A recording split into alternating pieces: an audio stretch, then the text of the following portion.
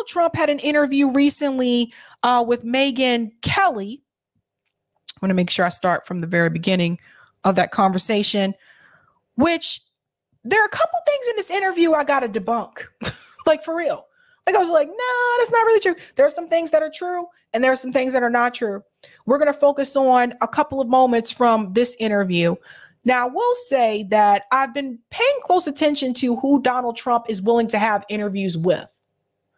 Like he's having interview with Tucker Carlson, Megyn Kelly, which I'm surprised by the Megyn Kelly one because they've had their disagreements before in the past too. But notice he seems to be reluctant to have these lengthy interviews with mainstream media. That's something I've noticed. This was a long interview. This interview was over an hour and a half. Let's go ahead and dive right in. To hell. Whether it's impeachment or not impeachment, this man is destroying our country at the border. He's destroying it economically. Inflation's way up now. You see what happened just today. That's up to them if they want to do impeachment or impeachment inquiry. I never had an inquiry. Nancy Pelosi, crazy Nancy, said, we're going to impeach him. They didn't do inquiries. They went out and they voted because they had the votes. And as usual, everybody votes, for the Democrats. It's a little bit easier. They didn't have Mitt Romneys of the world, and that's really nice because now he's not running today, as you know. He just announced. I think that's great for the Republican Party, for the country, and for Utah. But that's going to be up to them whether or not they want to do it. I have no idea whether they will or not. We do have a lot of other things, but it's quite important, and they did it to me. And had they not done it to me, I think, and nobody officially said this, but I think had they not done it to me, and I'm very popular in the, they like me and I like them, the Republican Party, perhaps you wouldn't have it being done to them. And this is going to happen with indictments too. They have fake indictments, and I think you're going to see that as time goes by. You're going to see Republicans, when they're in power, doing it. And it's a shame when that happens. I'm not in favor of that, but that's what's going to happen because that's human nature. Would you do it if you became president again? Turn the indictment tables on the Dems? Well, I would think about it differently. I would have never even thought of doing it, but now you certainly have to think about it differently. It doesn't mean I do it because I think it's so bad for the country. Yesterday, President Putin of Russia used this as an example of what a rotten country we are, that they go after their political opponent. And other countries are doing that too. Other countries that don't like us are doing that. They're saying it's a bigger story. They love it because it makes us look very bad. It makes us look very bad. And they're fake indictments. There's Fannie Willis and all of these people. These are all fake indictments. And I don't know how much my polls have gone. I was doing well before this, but I don't know what impact it's had on my polls, but we're. That's interesting. So he's talking about, he starts off this discussion discussing Joe Biden's situation, and he thinks that Joe Biden has ruined the country economically. I happen to agree with him on that. The inflation is ridiculous. I don't agree with him here where he's saying, I don't know how my polls have been doing. Come on. I don't know how the indictments have been affecting my polls. Come on. I'm pretty sure he's looked at those polls. The indictments have actually helped his polling. We've talked about that before on this show. But I want to focus on something he mentioned here in reference to how other countries see us. I have friends that live abroad, and they don't look at us too favorably right now. They see the U.S. as a freaking clown show. We're a zoo. It's a mess. There's like, how do you have a former president that has multiple indictments? Your current president has been accused of sexual assault. Your current president can barely walk and talk. And the economy's a mess. And now the Republican Party is trying to impeach your current president, just like the Democratic Party tried to impeach the former president. So they just kind of look at us as like, what the hell is happening in the United States? That I can attest to. He's correct about that part. Way up above the Republicans, and we're way up on Biden. Well, let's talk about the allegations against the Bidens for a minute, because this was something you tried to raise when you ran against Biden in 2020. I watched you at that presidential debate try to raise these very issues that now the House is investigating. Right. Why do you think that didn't gain traction? Well, It's different when it's a Republican doing it and a Democrat. The press is fake news. I think I'm very proud of certain things. I've shown open borders. I've shown crime. I've shown a lot of things, but I've also shown that the press is fake. And if I say something, even if it's true, they don't want to talk about it. You know, it's really what they don't talk about more than what they talk about. They don't talk about things. You know this better than anybody. I brought it up at the debate. Chris Wallace, who tried awfully hard to be his father, but he hasn't got the talent. And what happened, Mike Wallace, who was great, who interviewed me actually in 60 Minutes. He actually gave me probably the only good interview he's ever done, meaning a nice interview. He liked me and I liked him. He was a tough cookie, but he was good and a total pro. But Chris will never be that. But at the debate, do you see what he just did there? How he did a side swipe at Chris Wallace. So for those who are not familiar, I don't know how old everyone is in the chat, but some of you may remember Mike Wallace. He was a commentator, and Chris Wallace is his son. So sometimes people do make the comparisons. But did you see how he tried to do that side swipe there towards Chris Wallace and say, yeah, he did a great interview with me, but he'll never be like his father. You know, it's just like, what? It's ridiculous. So first of all, just because you're a political candidate doesn't mean people have to be nice to you. And this is something you see a lot is more mainstream media. You know, I think they're used to these reporters, these commentators, because they are a political candidate, particularly a presidential political candidate. I think they think they're supposed to be treated in such a way that you're not supposed to push back on them. You're not supposed to ask them difficult questions. And you can do all of these things without yelling at someone and screaming and trying to bite their head off. But people who are interviewing Donald Trump shouldn't just be nice to him just because he's running for president again and just because he's a political candidate. Like, that's not how this works. He was moderating, and I said, what about the mayor of Russia's wife? He's the mayor of Moscow's wife. Now, you have the mayor of Moscow, him, married to a woman. He passed away, left her a vast fortune from being the mayor, okay? I mean, this is a nice way to make money. And she gave $3.5 million to Biden. And I brought that up during the debate, and Chris Wallace said, this has nothing to do with anyone. Well, now it's the biggest subject. Everyone's talking about it. And now they go back to that debate, and that debate's getting a lot of look-see. Mm-hmm. And it's a shame that they didn't do it. Chris Wallace should have never done what he did. He tried to stifle it. I mean, literally, I was like debating two people. I was actually debating 1 1/4. I would say Wallace would be 1 and Biden was 1/4. But he was just standing there. But I said, the mayor of Moscow's wife gave him $3.5 million. I want to find out why. What did he do to earn this money? Tried to raise and that. They wouldn't do that. You tried to raise China. You tried to raise the laptop. Yeah. You got shut down. Everything. They didn't want to discuss it on social media. Got banned on Twitter, the New York Post, all those stories. Let me shift gears and ask you, now that Joe Biden's in the office, there was just a poll out, 77% of Americans say that Joe Biden at age 80 is too old to be president. Are they right? I wish they would stop, and not Megan's fault, but I wish they would stop framing that poll as too old, because it's not a matter of his age, his chronological age. It's a matter of his cognitive ability. It's a matter of that mental decline that we see happening with Joe Biden right in front of our eyes. And I feel like they're trying to tiptoe around that issue when they should not tiptoe around that issue. No, not for the reason of old, because I have many friends that are in their 80s. I have friends, Bernie Marcus, that are in their 90s, and they're sharp as a tack. I would say just about what they used to be. No, not old. He's incompetent. He's not too old. He's incompetent. And age is interesting because some people are very sharp and some people do lose it, but you lose it at 40 and 50 also. No, he's not too old at all. He's grossly incompetent. You look at some of the great. You look at some of the great world leaders. They were in their 80s, and they did. I mean, Churchill. So many people.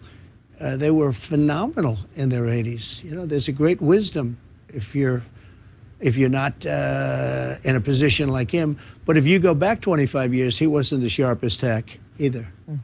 Ron DeSantis has come out to say that 80-year-olds shouldn't be president, that if you're the nominee, the GOP will lose age as a cudgel to use against Joe Biden. Does he have a fair point? DeSantis says some of the dumbest. I'm sorry. It's just, why would you even focus on that? If you're going to attack people that they're your political opponents, you attack them on policy. Well, if he's the nominee, they'll lose because he's a lousy candidate. So, you know, I'd rather take on the age issue. I feel I'm physically extremely good. I feel the same way I did 40 years ago. I mean, I feel as good as I've ever felt. Athletically, I'm just about as good as I ever was. I, you know, do certain things. I play golf. I win club championships and I beat people that are 25 years younger than me. I hit the ball just as far as I actually think I hit it a little bit further.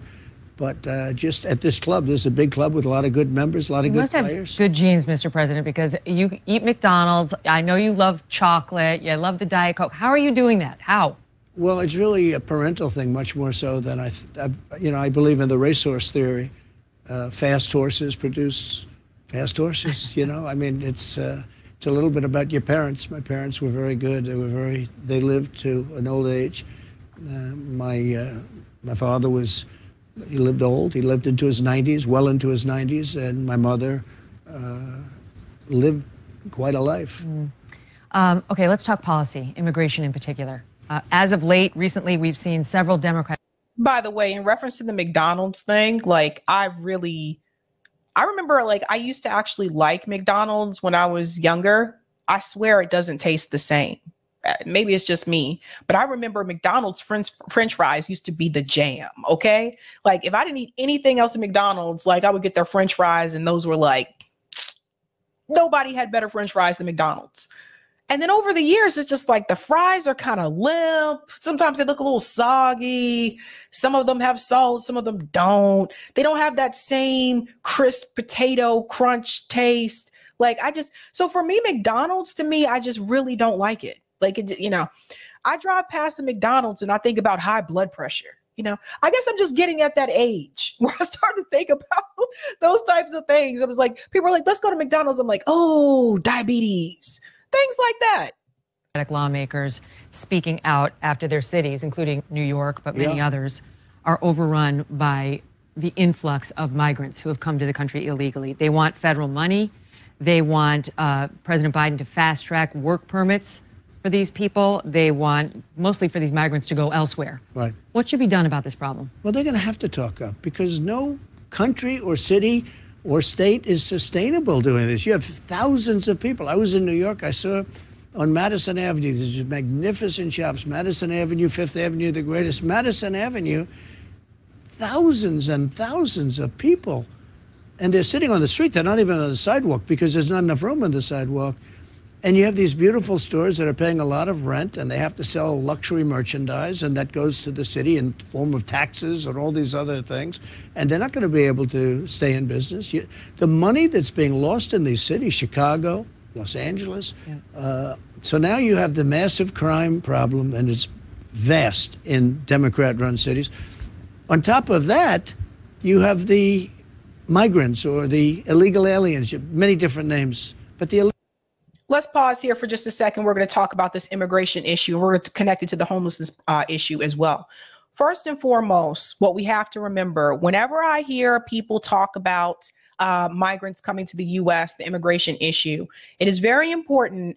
I've already seen this interview. So one of the things I do is I sit and wait, and I wait to see if they're going to say anything about the reason why they're coming here and the brutality that's happening in their countries. You can blame the U.S. government for what's happening in those countries, and that's why they're leaving those countries, and that's why they're coming here. And most of the time, that is never mentioned, whether it's Megyn Kelly, whether it's Anderson Cooper. It doesn't matter if they're liberal or conservative. They tend to leave that piece out. Now, for as many people that didn't like the interview that Anderson Cooper had with Cornel West brought that up in that interview. They don't want to bring this up. Now he's complaining about the migration that's happened in some of these cities. So New York City Eric Adams has talked about this. You know, at first they said they were a sanctuary city. You're welcome to come here. And then when Republican governors had those migrants come in, they actually transported them to those sanctuary cities like New York City, like Massachusetts. Also, they transported them here to Martha's Vineyard, etc. Here's the thing. When we talk about the people coming in, when we talk about resources being used towards them instead of American people, let's keep it real, folks. The resources weren't being used properly for American people to begin with in the first damn place. If the resources were being used properly for the American people, everyone in this country would have health care, but they don't. People would have housing.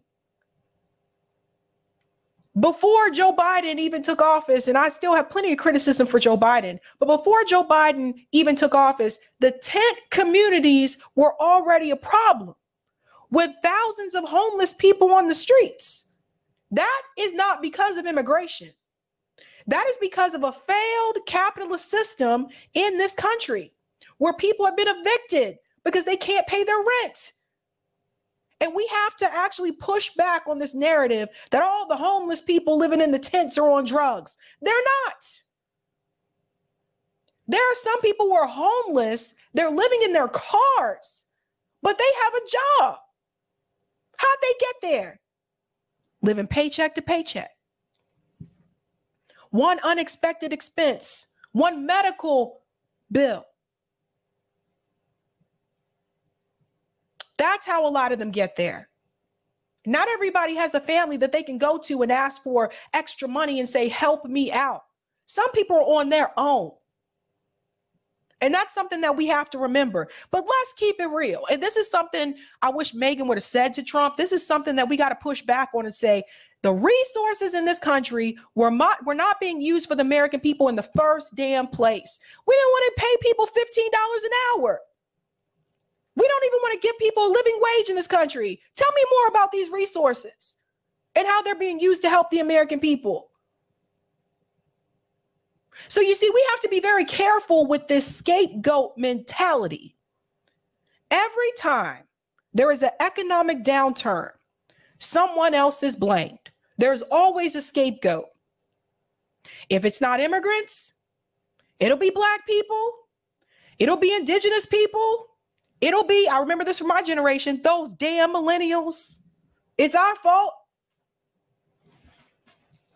It'll be the Gen Z kids. There's always a scapegoat every time there is an economic downturn, when we actually should be pointing fingers at the billionaires and the oligarchs that run this country in the first damn place.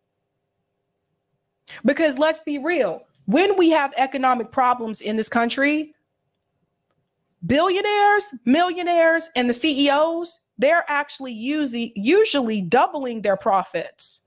During the pandemic, the CEOs, they doubled their profits while other people were struggling. Now, you can sit back and you can blame, Jose, who came from Mexico or came from Colombia. You can blame all those people all you want to. But you need to push back against real power in this country. Those people don't have no power. This is something both parties get wrong. Democrats and Republicans, they both get this wrong. They try to make it seem like people who don't have power actually do have power. That's so you won't focus on the people who really have the power.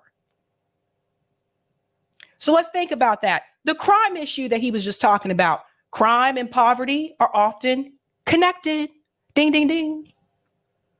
80% of crime is poverty driven.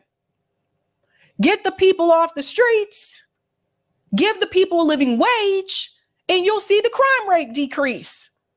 This is not rocket science. You don't need to go to college to know this. I've seen it happen in real life. So we have to be careful. Legal aliens pouring in, going into the cities, and it's sad because the mayor of New York, he knows that it's a very horrible thing, and they're afraid to take on the Democrat Party. It's very hard to take on the Democrat Party. Look at RFK Jr. They're not giving him the vote. I mean, they're saying, You have to get a vast number of votes in order to even qualify, that making it impossible for him. You know, they're essentially rigging the election, which they're very good at. So how do you get them out of there? Like, you take over as president, what are you going to do? Well, you're going to have to move them out. Look, this is not sustainable by this country. So I think the number will be at the end of the year 15 million people. It's not going to be 3 million, 2 million. I think it's going to be 15 million. But the truth is, we have no idea because they're pouring in. Also, they come from prisons. They come from insane asylums. They come from mental institutions. And there's vast numbers of terrorists. I saw just on one of the shows during the weekend that... We're just going to pause here for a second. You see what's happening? They come from prisons. They come from mental institutions. Really? All of them? Not even most of them. This narrative, that scapegoat narrative, we have to be careful about that. Richard Wolff talks about this quite often, actually. He said he saw this happening when he was a kid. They were doing the same thing. Economic downturn, got to find a scapegoat. In 2019, that was me, we had no terrorists come in, no terrorists. They knew that they couldn't come in. We were very tough. Zero. It actually said zero, which is shocking because I'm sure a couple got in. And then I see over the last couple of years, it was large, hundreds and hundreds of terrorists coming in. But I noticed in 2019, it said zero. I don't know if I even believe it myself. But it showed you that we had a tough policy. And now it's hundreds. How do you know that for sure that zero came in? We have to remember when we think back to the 9/11 attacks, the guys that flew the planes, those guys were in this country for a while, boo. They may not have seemed like a problem. They came in, they were here for a while. So how are you certain? Hundreds and hundreds of terrorists are coming in. Thousands and thousands of prisoners and people from mental institutions are pouring into our country. And this is not sustainable. This is not sustainable. When you look at New York and you look at the streets and the people that can't even walk on the sidewalks, they're taking up the schools. We're going to educate people that don't speak a word of English. I mean, pause. See, this was my hot button here because as someone who was a former educator, let me tell you about ESL.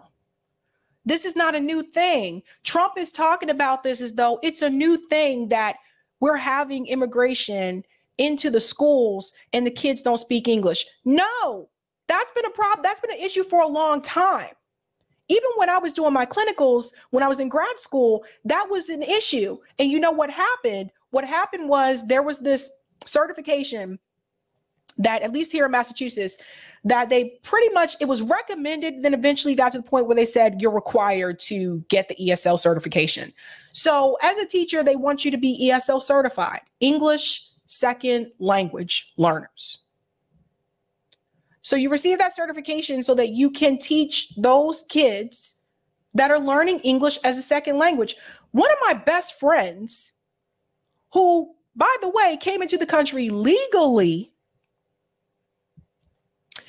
from Puerto Rico, and her parents were from Puerto Rico, she learned English in school. That's how long this has been going on. This is not a new thing. That's what I want people to understand. People hear this and say, oh my God, they're coming to the schools and they don't know English. That's been the case for such a long time. So there are resources put in place to assist those kids. Had to interrupt that there and say that, because I can't have people walking away from this show thinking that's a new thing. And our students have enough problems, but they're giving them cell phones. You know the amazing thing? Everybody has a cell phone. I was watching yesterday, and there are hundreds of people sitting on the sidewalk. Yes, I understand that, Dr. Nick, that Puerto Ricans are citizens, what you talk about. I understand that, but she didn't speak English, and neither did her parents. In fact, I don't think her mom speaks English to this day. So what I'm saying is she still learned English in the school system here. And she's not the only one. In Massachusetts, I know when I was doing my observations at the Elliott School, There were kids that were from Guatemala. There were kids that were from Colombia, like from South America. They didn't speak English either. We taught them English in the school. And these are illegal immigrants, and they all have cell phones. And I say, number one, how did they get the cell phone? Number two, you have to pay your bill, right? Who pays their bill? But every one of them, they're all looking at the cell phone. They're making calls. And could be prepaid cell phone. It could be a burning phone, a burner phone, like Breaking Bad, Trump. Prepaid phones still do exist. They just came over the border illegally. Now, we had a very strong border. We had the strongest border in history. We had the lowest numbers, the best numbers in history. And it wasn't easy. We built. Did I say legally? What are you talking about, Dr. Rivera? Why'd you say legally then? Oh, sorry, my bad. 500 miles of wall. We were going to build another 200 miles. It was under construction. Would have been done in 3 weeks. And they stopped it. We had a rigged election, as you probably heard. And they did they stop it? Is that true? Did they stop building on the wall? No, they didn't. In fact, Joe Biden continued to build onto Trump's wall. See, again, these are the kind of things that people need to hear. Now, I don't know if he completed that. I don't think Joe Biden completed it. But Joe Biden, even under the Biden administration, they were continuing to build onto that wall. No pushback from Megyn Kelly. Megyn has to know this. Stopped it. They stopped this from being built. Well, they could have had it done. They could have had it done in a period of 3 weeks, and they stopped it. But regardless, can I ask you about that though? Because that is one thing that your critics say would have helped to keep some of these migrants out. A wall. Oh, so sure. Whatever happened with that? Because we built it. What Border Patrol says is we only added 46 miles. So okay. But Megyn, this part right here, I felt Megyn. There's no way Megyn does not know this. Because I remember when it was first announced on CNN and they were showing the video footage of them adding onto the wall, I remember there was criticism towards the press secretary at that time. I think it was still Jen Psaki at that time. There was criticism because reporter asked, like, why is the Biden administration adding onto Trump's wall when they were opposed to that? And she tried to dodge the question, never really didn't want to answer. But there's no way Megyn cannot be this oblivious to this. I don't buy it. Said you're going to do 1,000. No. Border Patrol doesn't say that. Who says that are Democrats when they drive. So you have hundreds of miles. Let me set up the numbers. You tell me why I'm wrong. Yeah, go ahead. In 2016, you said there was going to be a border wall up across about 1,000 miles. Yeah.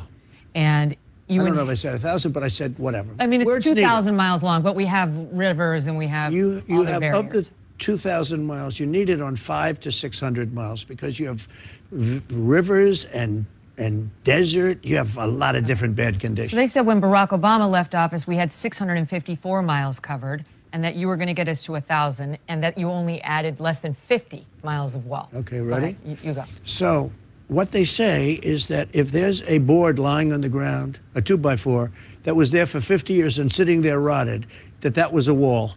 And that when I added a brand new wall that went up 30 feet and it's solid steel, concrete, and rebar, that was not a wall because that was just a renovation. So what they do is they call it a renovation. If there are boards sitting on the ground, if there are nails, if there's steel sitting on the ground, there's no wall. But if it used to be a wall like 30, 40 years ago where they had just a fence because there were no walls, they had just like a little low fence or a barrier so that cars couldn't come across, and it was rotted and laying on the ground, they don't give me credit for a wall. But they do actually, because if you look at the numbers, they say, I built almost 500 miles of wall. I built almost 500. Some of that was wood laying on the ground that we took away, threw away, and we built a brand new wall.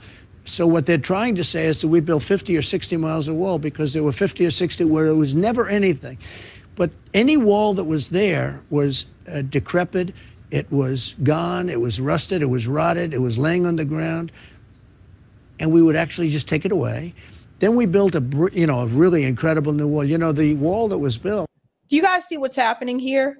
There's way too much focus on this. How long it was, how deep the wall went, how many meters. There's way too much focus on this. Now, this interview also does discuss the pandemic, which we can't discuss on here. I'm sorry about that, guys. And then they go into the transgender thing too. We can't get into that either on here. YouTube is also penalizing people for that as well. Here's the point that I want to bring across. And I focus so heavily on immigration. I felt like there was too much focus on how long it was and how many meters, and none of them have answered in reference to the immigration issue with those who were already in the country. None of them have answered to those who come here by plane and overstay visas. And I don't hear that. This is the thing. Everybody keeps talking about the border, people crossing the border illegally. But there's another elephant in the room, which is those who do come here legally, but overstay their visas. And I feel like that's not talked about much. But the point that I want you to see from both of this is that Biden was adding onto this wall. Trump was building the wall. He even told you Obama was doing something down there as well, as in reference to, I think he had the fence. But the thing is, all of those presidents, regardless if they were Democrat or Republican, they were trying to find a way to keep the people out. And there's still kids in cages at the border under Joe Biden. And if Joe Biden continues to run for president, right now they said he still is. If going to 2024, Joe Biden is still running for president and Trump debates Joe Biden, all he has to do is bring up the fact of you have kids in cages at the border.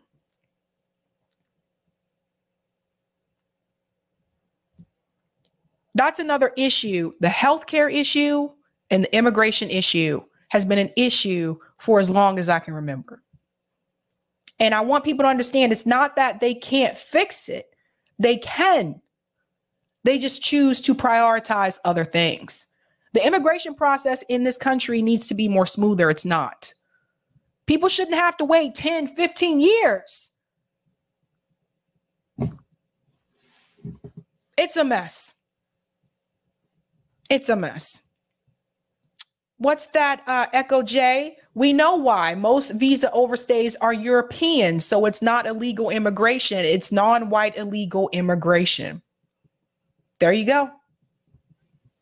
There you go, Echo J. They don't talk about that. We're going to go to some of the comments, and then we'll get into the story about Jink and Brianna Joy Gray. Yeah. I was shocked to see Jink on Rising, but oh, man. He didn't do himself any favors. Thank you for the super sticker, Regine. Thank you. Multimind says, notice Orange Man's never been interviewed by Sabrina. That would never happen. That would never happen. Trust. Thank you for the super chat, PXL. Thank you, Sabs and Eric. Keep up the fight. Look, I got it with me today. Get my tea. See? Keep up the fight. Yay. Thank you. Thank you, Stu. Even the homeless that are on drugs are dealing with a disease known as addiction.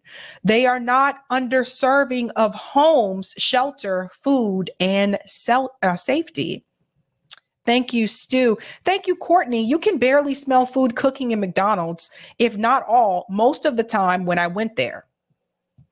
Thank you. That's interesting. Thank you, Roger. Yes, going on for years, but he just found out about it. Thank you, Sparky. Like many boomers, Trump watches too much legacy media and goes on the shows. He should go on Sabby Sabs and Jimmy Dore and answer why his own people like Pompeo and Gina Haspel fooled him. I don't think Trump would be coming onto this show at all. At all. I'll take that comment on Rockfin Roger. Thank you. Thank you so much for the tip on Rockfin. Yes, Mike Wallace was a tough cookie when he interviewed people. He didn't care who you were. That's why Trump respected him. Love the side swipe at his son and Mitt Romney. Regarding what we did in other countries, always remember, Sab, that democracy died 76 years ago today. Democracy died 76 years ago yesterday with Truman signing of the NSA Act, which brought into existence the CIA and the NSA. Truman, worst president in 120 years. Damn. Yes, yes, yes.